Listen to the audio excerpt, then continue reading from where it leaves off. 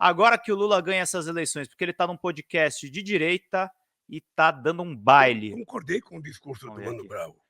Eu acho que o PT não pode abandonar a periferia.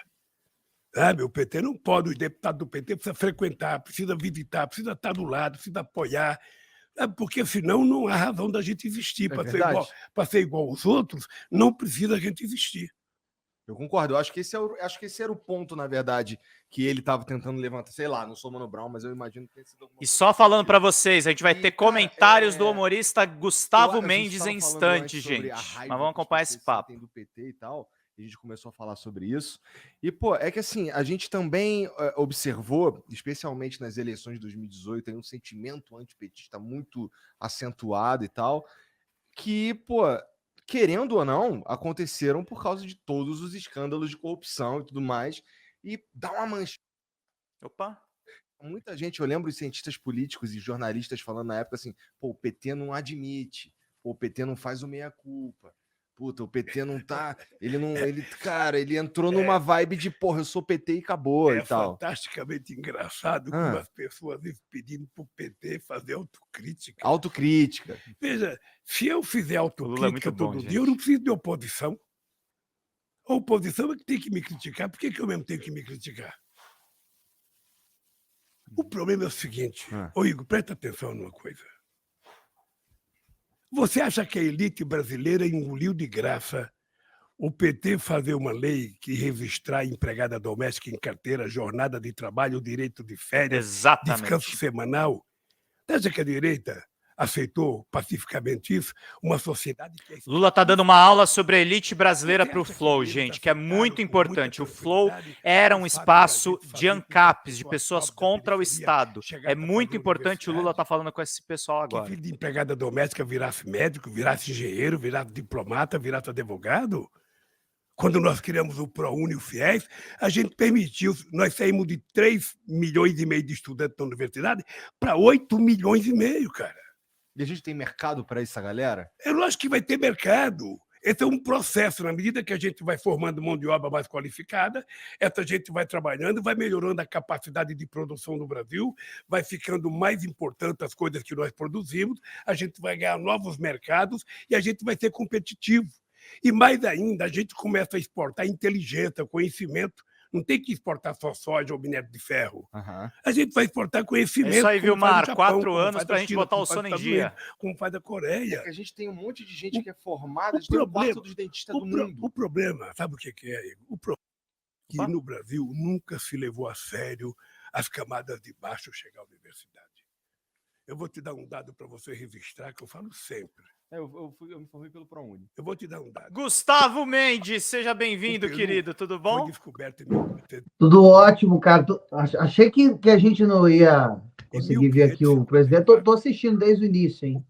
Eu também tô assistindo. Eu conversei com a produção do Flow. A gente pode fazer um react olhando todo o vídeo. Só fazer comentários em cima, que é importante para não ser pego como cópia. Muito bom. Só lembrando que assim, o homem tá afiado e já começou começou atrasado.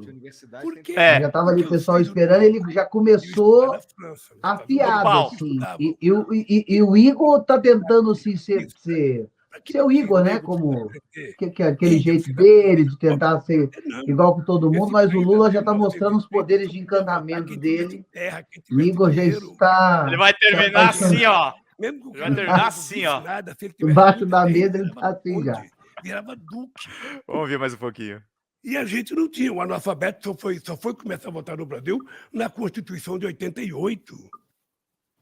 Ora, o cara sabe trabalhar, o cara sabe fazer pão, o cara sabe fazer um monte de coisa. Por que ele não pode saber votar? Por que ele era proibido de votar? Não, mas aí então tem muita coisa errada na nossa história. Você veja o atraso em que a gente está submetido. O Brasil foi o último país do mundo a fazer a independência, o último a abolir a escravidão, o último a dar voto para a mulher. Você percebe que há uma... Eu tenho um amigo meu que é jornalista e ele tem um sítio em Porangaba. Porangaba é indo para Sorocaba. Quando esse cara resolveu dar 13º salário para o funcionário dele, o restante dos sitiantes se rebelaram. Cara, como é que você vai dar 13º, vai dar férias? Sabe? Todo mundo vai querer. Ele arrumou inimigo por conta disso. Agora você É uma aula imagina sobre elite, a Gustavo. gente colocar os pobres para ir para o aeroporto de Congonhas. Para essa galera viajar de meritocrática avião. aí, ter Ô, um galera, banho. Exatamente, mas O que a classe média alta falava? Porra, eles esses não caras, entendem porque não olha, querem pô, tá entender, não virando veem o que não uma querem ver. rodoviária, tá cheio de A pobre que não realidade sabia da nem história sentar está no na cara avião. deles. Sabe, o que nós fizemos foi o seguinte: nós fizemos a maior política de inclusão social que esse país já conheceu desde que foi descoberto. E na prática, por que eles conseguiam pegar o avião? O que mudou? Eles passaram a ganhar mais, o salário mínimo aumentava todo ano, o pequeno agricultor começou a ganhar mais porque a gente dava mais dinheiro. Quando eu cheguei na presidência, o Pronaf era 5 bilhões, só liberava 2 bilhões. Quando nós deixamos o governo, era 30 bilhões. Então, a gente criou programa de PA para comprar alimento, a gente comprou o PNAE para comprar alimento e dar para as pessoas mais pobres nas escolas. Ou seja, nós fizemos um programa de inclusão social, nós criamos o Pronaf Mulher.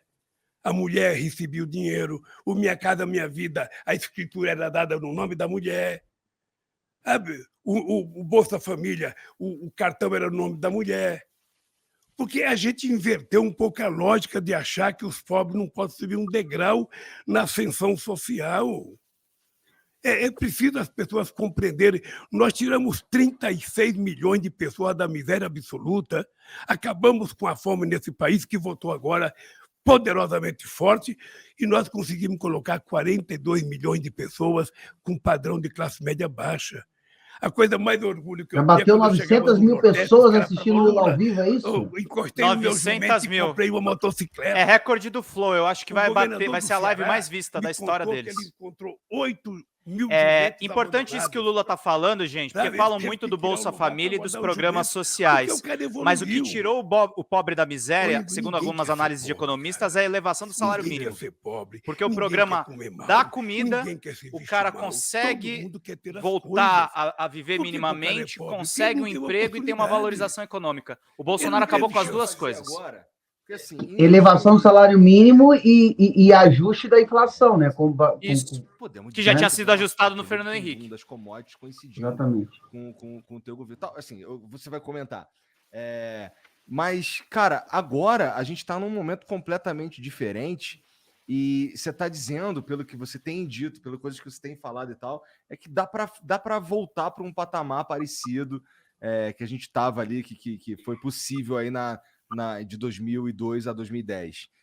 Qual que vai ser o que é o motor agora dessa vez? O que vai fazer a gente conseguir aí a tal da picanha, a tal da cerveja? Então, deixa eu falar para você uma coisa. Se criou o fetiche de que o Lula deu certo porque teve o boom da commodities. Por que não deu certo para o Fernando Henrique Cardoso? Porque meio que começou ali em 2000 e pouquinho. Porque, né? sabe o que acontece? É porque meio nós fizemos com que as coisas Igor fingindo que sabe de história é muito bom, hein? Sabe porra nenhuma, eu não sabe o que ele tá fazendo ali. Abração pra você, Igor. Encontrei ele dias atrás, mas não sabe porra nenhuma. Você sabe quantos meninos foram estudar no exterior? Eu vi entrevista tua no 100 Pânico, mil meninos Gustavo. Eu vi você sofrendo ali. Curso no exterior. Dias atrás também. Nossa. Fazer pós-graduação. Precisa de grana para isso. Nós fizemos 19 universidades federais novas e 178 campos avançados. Nós saímos de 140 escolas técnicas para 422. Houve uma revolução nesse país. Uma revolução. Pela primeira vez, os pobres começaram a se sentir participantes e se transformar em sujeito da história. Os catadores de material reciclável, eu levei eles dentro do BNDES para tomar um empréstimo de 200 milhões de reais.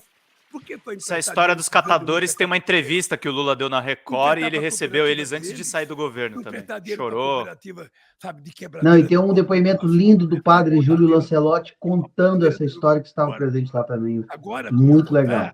A gente vai abrir linha de crédito muito grande para que a gente possa investir em micro e pequenos empreendedores. Se o cara for um Igor, se o cara tiver inteligência de fazer o que você faz, sabe, na internet, ou seja, ele vai ter financiamento para trabalhar, para começar. Se ele quiser montar um restaurante, um bar, uma oficina de motocicleta, de bicicleta, de carro, o que ele quiser fazer, ele vai ter crédito.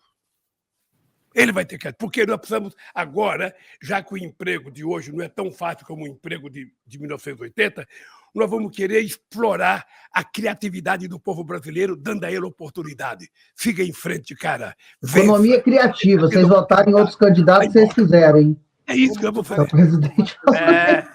Né, Gustavo Mendes? Não, os bancos públicos existem para isso.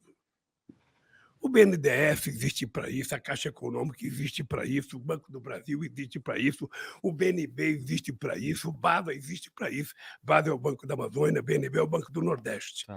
Sabe, é utilizar o dinheiro desses bancos públicos, sabe, para financiar a produção, para financiar a evolução desse país. Ciências Sem Fronteiras, lembrando a Carla Até Coelho. porque nós queremos ser exportador de inteligência. Então, como é que a gente vai fazer? Fazendo. Pô, o bagulho era segurar essa inteligência aqui, hein, Lula? Ó, quando teve a crise, em 2008, uma crise poderosa, foi, que chegou a quebrar o Banco Lehman Brothers dos Estados Unidos, que foi uma Sim, crise eu de lembro. verdade. Eu disse, isso aqui é uma marolinha no Brasil. Eu lembro. Todo mundo tirou sarro da minha cara. A Mira Leitão me criticou muito. O que aconteceu? O Brasil foi o último país a entrar na crise e o primeiro a sair. Um ano depois da crise, a gente estava crescendo 7,5% ao ano. E no varejo crescia 13%. Tá? Eu aumentava o salário mínimo todo ano. Todo ano, não era reajuste da inflação, era o reajuste da inflação mais aumento real. 90% dos trabalhadores que trabalham em categorias organizadas, químico, gráfico, metalúrgico, todos esses caras recebiam aumento real acima da inflação. Hoje não recebe. Você veja quanto cresceu a economia. O Bozo fica dizendo todo dia, não, porque a economia está bombando, a economia está bombando. Eu não sei se está bombando no cartão de crédito dele, no cartão corporativo dele, sabe? Porque no povo, hoje foi divulgado, o Brasil vai crescer 1%. O cartão corporativo. Sabe quanto o Brasil cresceu no meu mandato? 4% ao ano. A gente está no meio de uma crise, de uma guerra. Que guerra? A guerra não tem nada a ver conosco, cara. Porra, como é que não? Não, querer jogar a culpa nossa na guerra da Ucrânia já é demais. Você acha? Tá? Eu acho que é demais. Veja, até porque eu estava criando uma fábrica de ureia em Três Lagoas, em Mato Grosso do Sul, eles fecharam. Estava fazendo uma fábrica de amônia em Uberaba, eles fecharam. A fábrica de fertilizante em Sergipe, eles fecharam. Fábrica de fertilizante no Paraná, eles fecharam. Está dizendo que você começou a tentar tornar a gente autossuficiente em fertilizante. É preciso ser autossuficiente. O Brasil tem condições de ser autossuficiente.